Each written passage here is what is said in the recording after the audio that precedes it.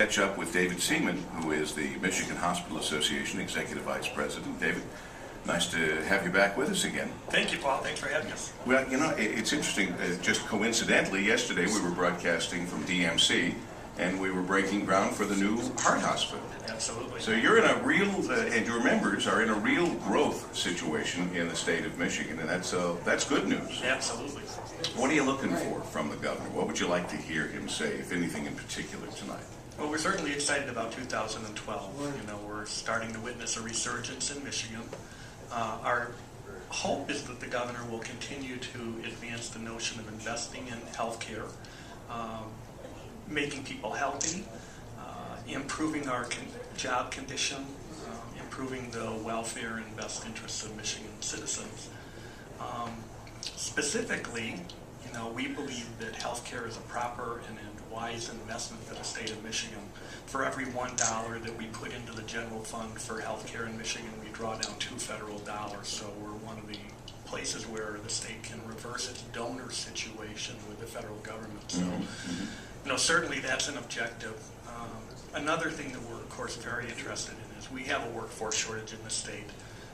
We hope that the governor will continue to advance the notion of investing in healthcare personnel training, graduate medical education, nurse performance strategies of that nature. Isn't it something? Just curious, David, we go from, in so many ways and cases, a job shortage. And it's as if we didn't have that middle ground where we had a perfect balance. We went immediately into, you're not the first, of course, and we've talked about it on the air, a number of people who are trying desperately to hire people for really good paying jobs. And we're having problems. We're having a workforce shortage. I don't know what the governor can do about fixing that, although, as you have pointed out to us today and in the past, like to think of it as homegrown and training and more money, as you were saying, into those areas so that we can grow our own workers, so to speak. Absolutely. The reality is that there's quite a bit of evidence that individuals, where they train often is where they ultimately choose to reside.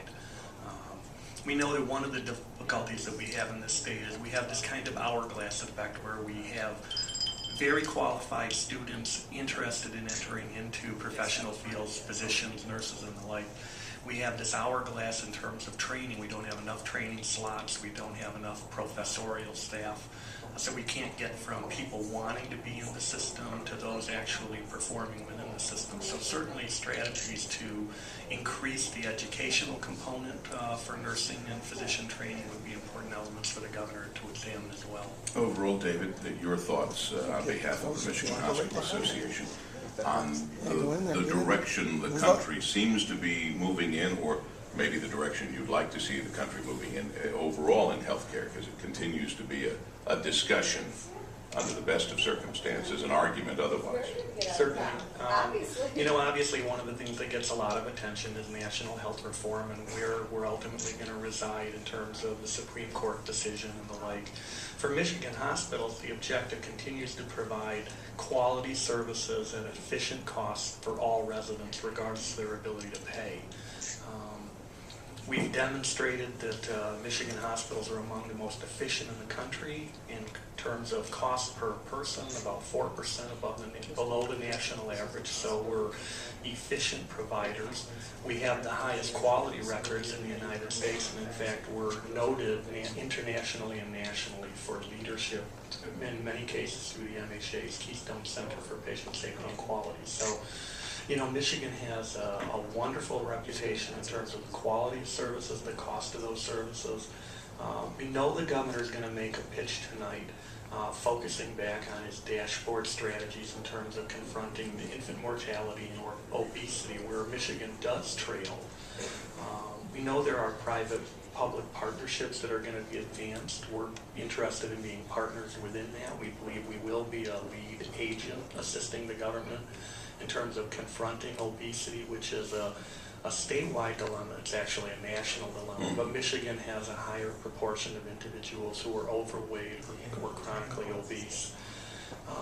And the reality is that hospitals are actually like the Fram oil filter man. You can pay me now or pay me later.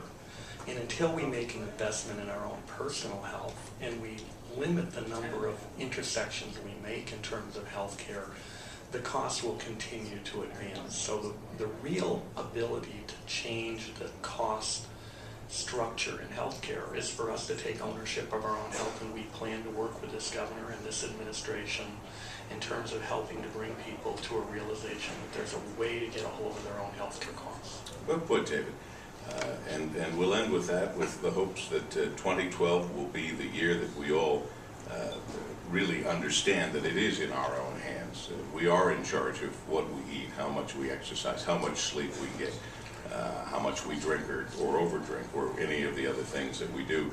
May this be a very healthy new year. And healthy new year to all your listeners as well. Thank you, David. David Seaman is the Michigan Hospital Association Executive Vice President. As we continue at 6:33, broadcasting live from Lansing, Tropo, in the shadow of the state capitol, in advance of the governor's State of the State address. We just got an advance word on what some of the things he'll be talking about from David Seaman. We send it back to our golden tower of the Fisher Building and check in now with Dick Hafner. Good morning, Paul.